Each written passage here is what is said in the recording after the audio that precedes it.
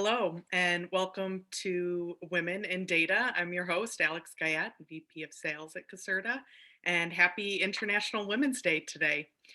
When I did this panel last year, I was a brand new first time mom and had actually just returned from maternity leave about a month or two beforehand. And my son just turned 19 months old. So obviously, I have it all figured out now.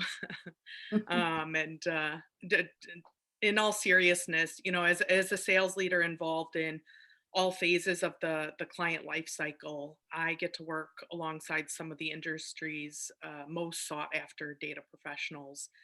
And while the data industry is forward thinking in terms of its efforts to support the new normal and becoming a force for good in many ways at this time, it still has a way to go in terms of actively encouraging women to explore a career in data and technology. So, to play our part in this at Caserta, I wanted to celebrate the successes of the women around me and have a few of them share their hands on experience, advice, and even some resources for those considering careers in the industry. So, without further ado, let me introduce you to our panelists. We have Boomi Dougal. She's a highly accomplished business data analyst based in Queens. She has over 20 years experience analyzing existing operations and very complex environments. She has successfully developed strategies and provided innovative solutions for many clients over the years and really helped by improving business processes and systems, as well as supported revenue growth, increased operational efficiencies, and controlled costs. Boomi has a 20-year-old son and built her career and raised her son while she was building her career in technology and data before working from home was cool. So very excited to hear more about that and how you balanced everything. Thanks. Kim Herbert is a principal client solutions with over 25 years of experience at the intersection of tech and business to transform service delivery across a variety of industries. Over her career, she's built a reputation of being able to drive strategic and executional alignment to achieve measurable business value. One of her focus areas is implementing governance programs. She has a degree in art history, is a mother of two, and lives just outside of Philadelphia, Pennsylvania. Karen Pra is our VP of Talent Acquisition with over 20 years experience dedicated to recruiting skilled technology resources across the United States. She has a solid understanding of data ecosystems, including awareness of leading edge technologies and market trends. She prides herself on building a diverse, equitable, where everyone feels heard, seen, and where we can all be the best versions of ourselves. Karen is a mother of two, has been with her husband for over 25 years, and can offer advice on the best back roads in Connecticut to ride your Harley. Welcome, welcome. Karen, maybe you can start by telling us a little bit about, what motivated you or attracted you to pursue this industry and be a woman in tech. Sure, Alex. So, I think as kids, we're all hopefully taught that we can be anything we want to be. And as a young teenager, really had no idea where I wanted to go. And my dad was a technologist. And he always was chirping in my ear, technology, technology, it's the way to go. And of course, being a young teenager, didn't listen to my parents and went a slightly different route, went into recruiting and really found a passion for it. And during that crossroad of me moving back from Arizona to Connecticut, my dad once again was back chirping in my ear about technology. And at that point, he actually introduced me to the individual that placed him over the years as a consultant. And that's kind of where I got my start. I found that I could have both an honor to my dad in working within an industry he loved, but also leveraging my people skills and my recruiting efforts to kind of find a new passion. Fascinating. Kim, could you share with us a little bit about kind of what attracted you to this industry? Well, like Karen, I think I had a slightly circuitous path. I think I shared before that I've got a degree in art history. And for those people who knew me in college and in high school, the idea that I would ever have considered doing anything to do with technology is probably astounding. And they're still probably pretty bewildered. But I was fortunate over the course of my career, well, it's not even a career at that point, but when I was first starting out, sort of right out of college, I fell into an entry-level job.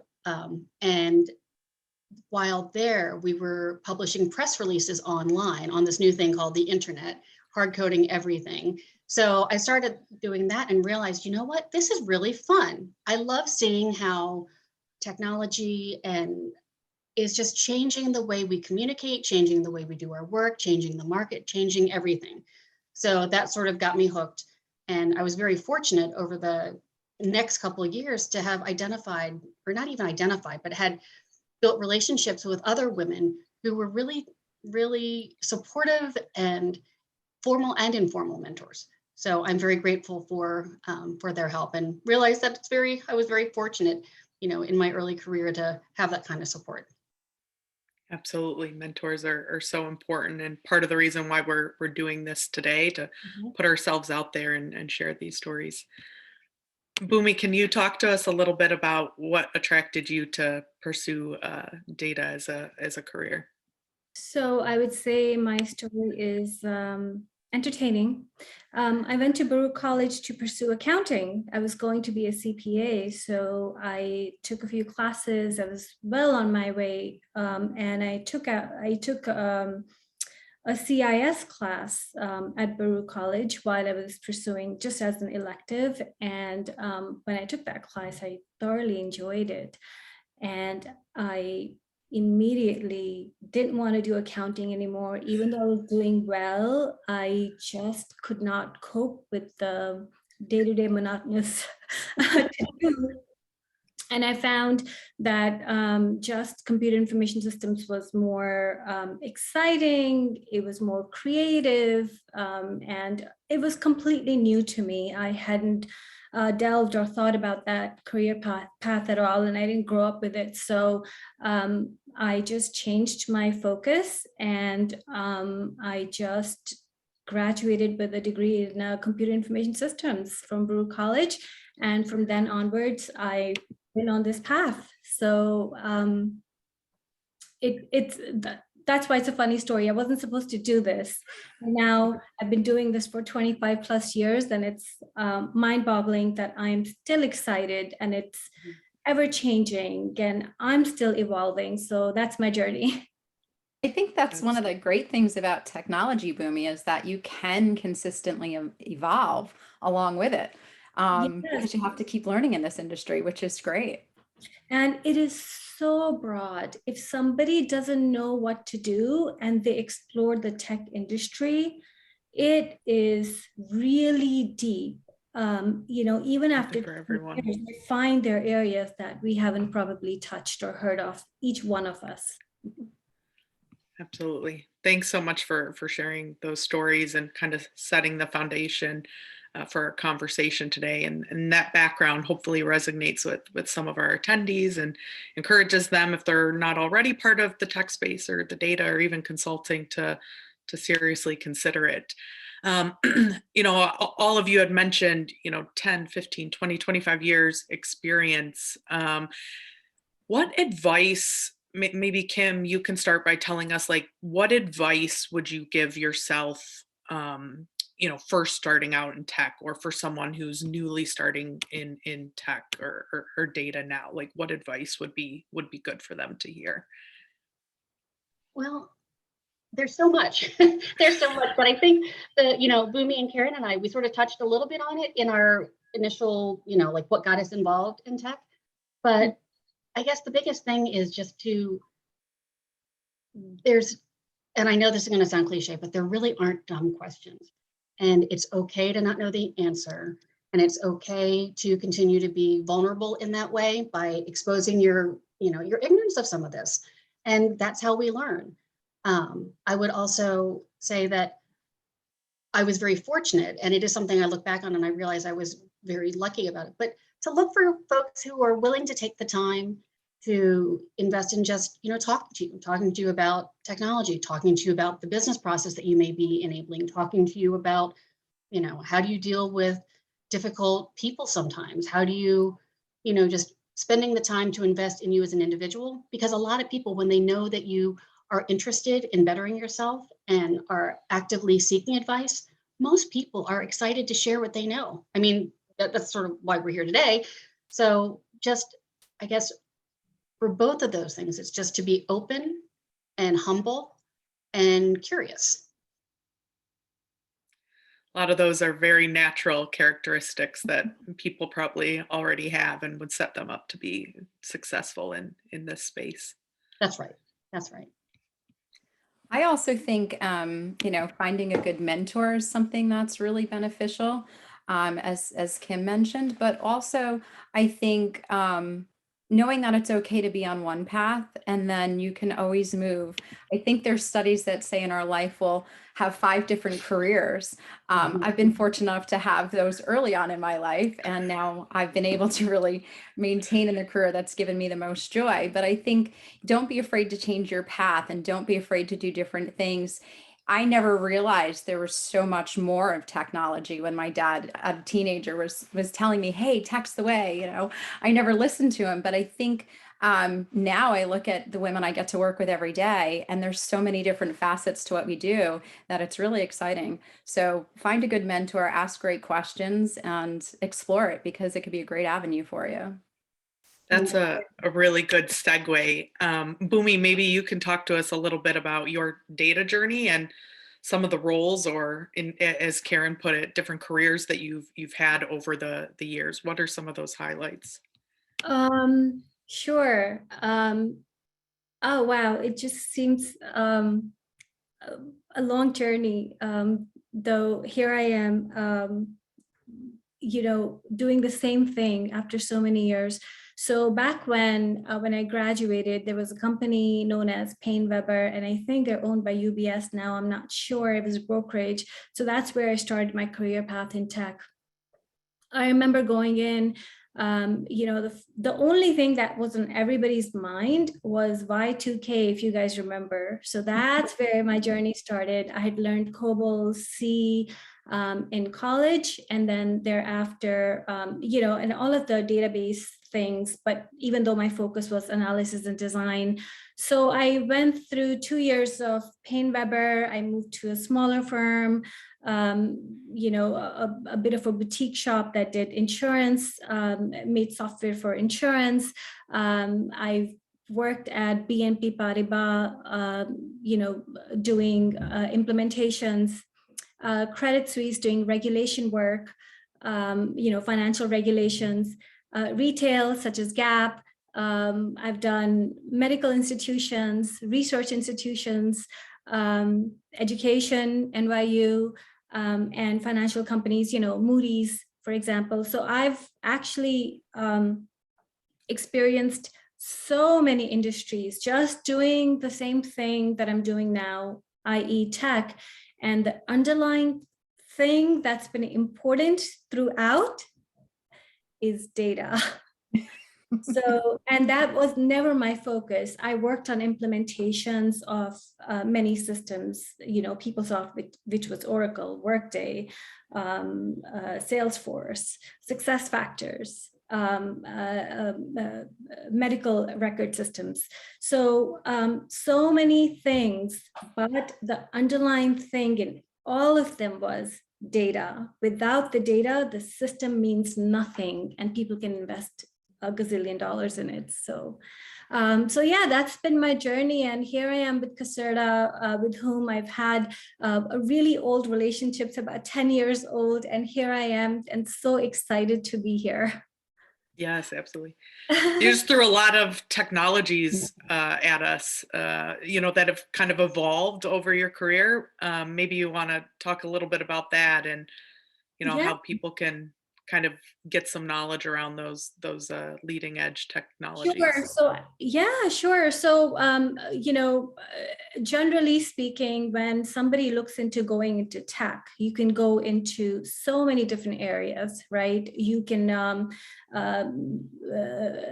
do programming, you can become an engineer, you can, and if you want to delve into data, then you can now explore going into predictive analysis, statistics, mathematics, and to go, and now schools offer training programs, right, just to in these areas, and those study areas are now relatively new. But I know even amongst ourselves, we all come from different backgrounds. Some of us major in psychology and we end up in technical worlds now. So, general principles, analysis and design, and using these systems and data aspects of the systems to learn more and improve productivity and even our day-to-day lives is important. And then really, if you want to start, you can start anywhere, but it's so good to just touch on all the industries, and ultimately you'll find you're doing the same thing on different days, but the different industries give you different flavors of the same tech and data world. I don't know if I answered your question or if that helps. Yeah, very helpful. And I know a lot of those technologies, and probably some new technologies that'll come out down the road that people aren't even aware of yet. Most of them offer certifications or different courses that you can familiarize yourself with or test yourself to see if the skills that you already have could apply to that, and maybe that's a way for someone to break in here. Yeah, I know, and I know Kim probably has some of this experience where people are now building their systems or databases or data so that they can account for future state, maybe machine learning, maybe artificial intelligence. So people are already thinking about those worlds. And I think the nice thing too about technology that you pointed out, Boomi, is that you're not bound to one industry. Your profession is technology, but you can get exposure to all the different things that you do have passion about outside of technology, which is really exciting too. It's a good opportunity for an individual. And Especially, yep. yeah, Data pulls everything together. yes, and then every business or every where I've gone, I've learned something new about the business. It's amazing that I'm learning as I'm working on the technology pieces, because it's you'll automatically learn about the business to help them understand their systems and what they need, right? So yeah, it's exciting. Great. So we touched on the technology side a little bit. Kim, talk to us a little bit about what it's like working in data consulting, where you encounter many environments and new people all the time. Well, I love it. I have to tell you, I love it. I think the consulting is the perfect combination for many of us, because you have your technology interest, you've got your diversity of industries, but you also, with your different engagements, get to experience so many different ways to explore the same problem. And so you start identifying patterns, and those patterns help you do your creative problem solving in the future. And you're also focused on not only the at hand, like you have to build something, you've got to analyze something, you've got to assess something. That's all well and good, but that's only a small part of the actual problem you're there to solve, because you've got to make sure that the teams are working effectively. You've got to understand that the business goals are clear. So each time, whenever I've started on a new project, a new engagement, it's always been like, cool. Okay, so what happened before? What am I going to learn now? I can't wait to figure out some of these personalities. I can't wait to figure out, what are some of the impediments we're going to potentially uncover when it comes to culture, when it comes to change resistance, when it comes to people maybe not understanding that data, depending on how you like to say it, is not just words on a page, numbers on a page. It's actually something that needs to be carefully curated and managed. And it's a difficult concept for lots of folks to address. And so for some people like myself. I come from a family of educators. So it's a lot of fun because there's a lot of mentoring and coaching that goes along with it. So you've got this sort of perfect storm of all of these wonderful different dimensions of ways to, express yourself and help nurture your team and drive fun results. I hope that helps. Exactly what I was looking to cover, right? Karen, maybe you can talk to us a little bit about how the experience in the workplace has evolved over time. So I'm going to try not to date myself too much here. But I can remember two very distinct times in my career where I was approached with comments that surprised me. Once I was told by actually a female boss of mine to wear a particular outfit and behave a certain way when I went out on my first client meeting. And I was horrified, first of all, that I was even asked, but more importantly, I was horrified because I had to wear a skirt and pantyhose, and those who know me know I can't stand that. So it was a very interesting time, and I also remember another time in my career where I was told that I was too nice and that I needed to be tougher and I needed to scream and yell to motivate my team. And I was so taken back by that. I remember thinking like, gosh, that's not who I am again.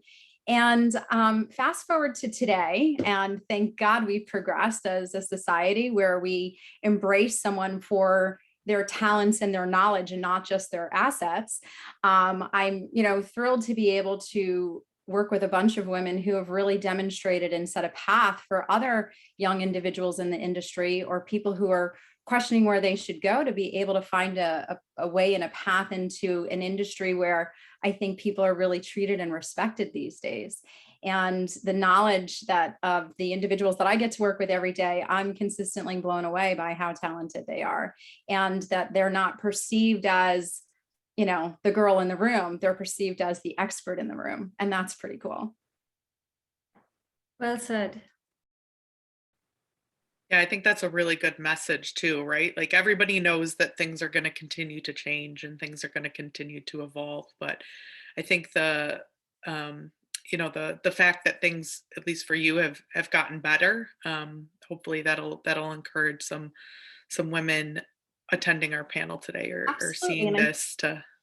I think some women are intimidated that it might be a male dominant industry. But I got something to tell you, ladies, that's not the case anymore.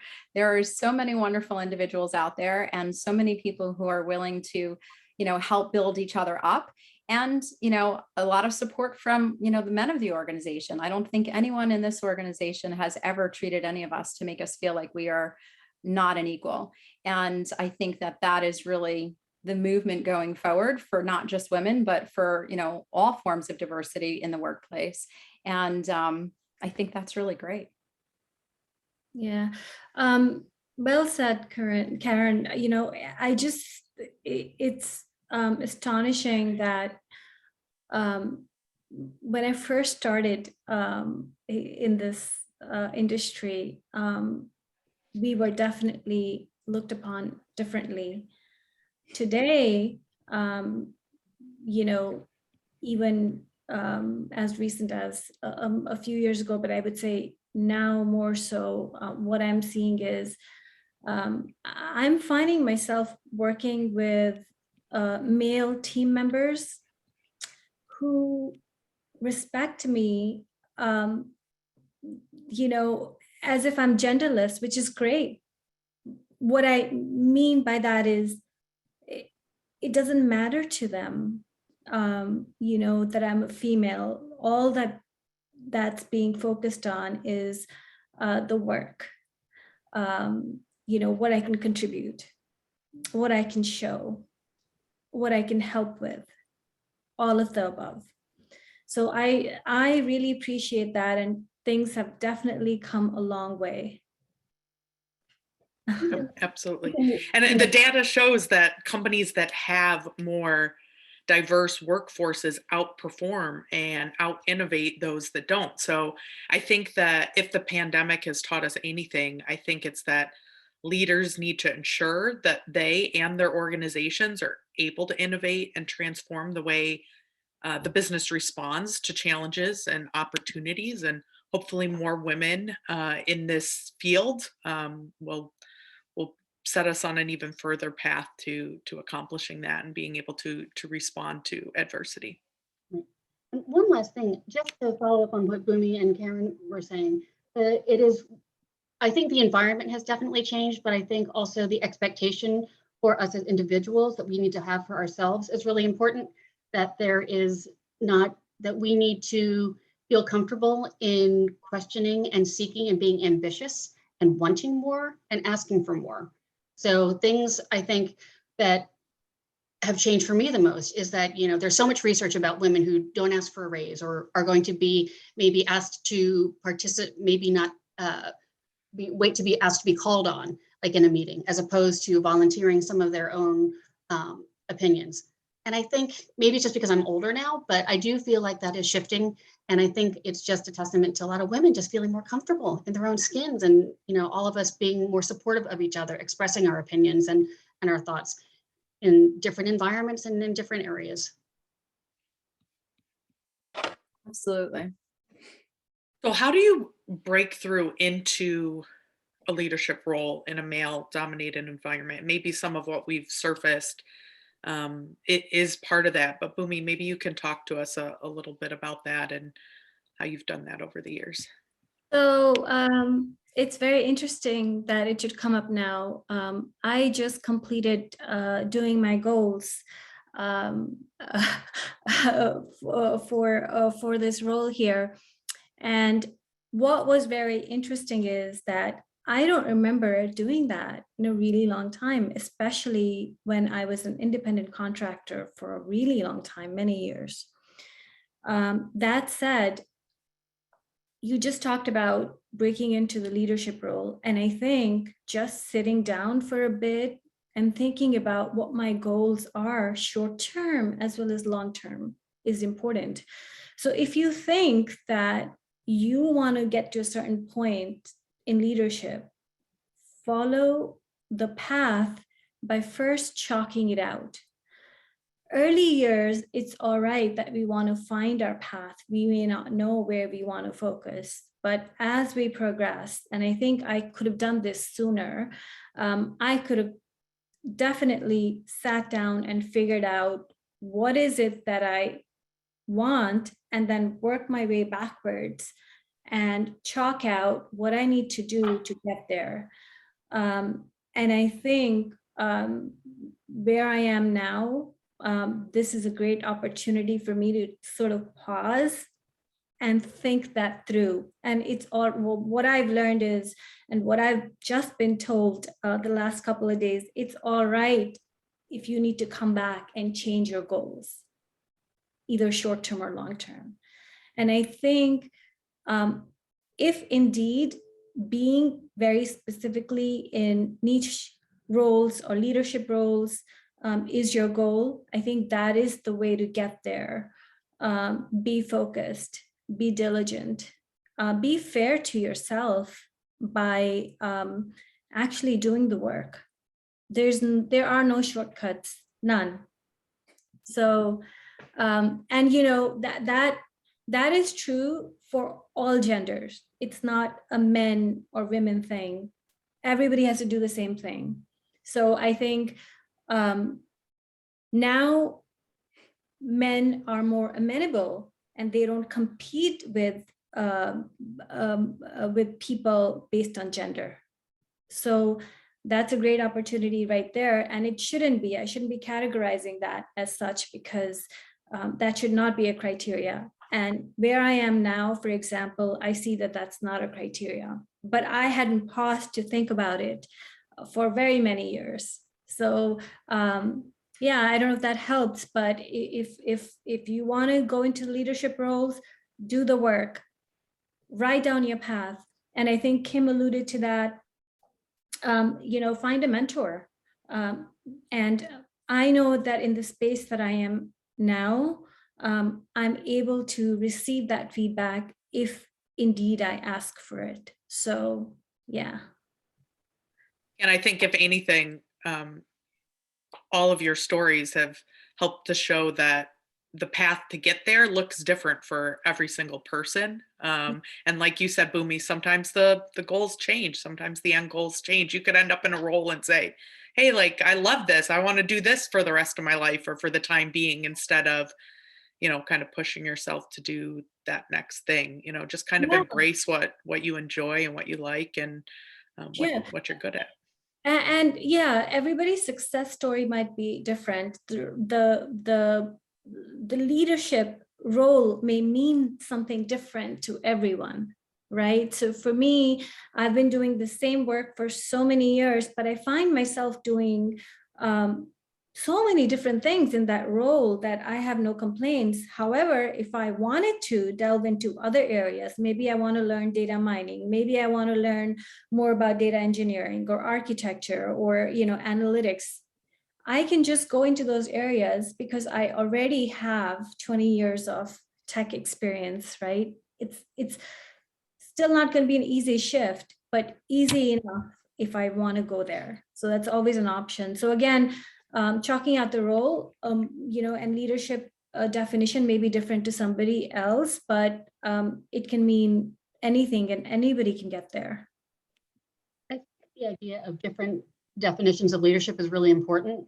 The idea that it's not just someone at the top of a pile, not the person giving orders. It may be someone who prefers to take more of a servant leadership role, someone who prefers to demonstrate mastery in a specific type of role and provide that kind of mentoring to peers or folks coming up specializing in that same area. They may not be the CEO or the primary person on any particular engagement, but they can still demonstrate leadership amongst the team and within their own circles. Yeah, I think that's really important. And I think in honor of, Women's History Month, I think we have to pay a tribute to Katherine Johnson and Dorothy Vaughan and Mary Jackson, who were really kind of the true pioneers for women in the data industry. So for all of you youngsters who may not be aware of who they are, there's a wonderful movie out there called Hidden Figures. And I think it's a great demonstration of a person who wasn't a leader and who took the opportunity to demonstrate her talent and her ability and really move us forward. And, if you're looking for some motivation, it's a great movie to check out. Awesome. I have a couple more questions, but we have one that just popped up in the chat. So I'm going to put it out there and see if any of you have some advice here. So an anonymous attendee said, I'm working on a career transition from real estate to data and analytics. I finished a course in Google Analytics. How can I find a job in data and analytics? Or maybe what would be some suggestions we have for their path to figuring out the right place for them? So, I'm happy to jump in, Kim and Boomi, feel free. But I would say if you've finished a course, that's great. Try to find a way to now use that course and get an internship. Find maybe a mentor, find some way to get some kind of exposure into the industry and work with maybe a mentor who can help you through that process. But I think, consistently finding ways to leverage what you've learned and put them to action is ultimately going to get you an opportunity within that. Maybe the path is to go and complete another degree or move to a different certification course, but knowledge is power. And I think that's really, you're on the right track. I think you just have to find the person who's going to give you the opportunity to now start to implement that.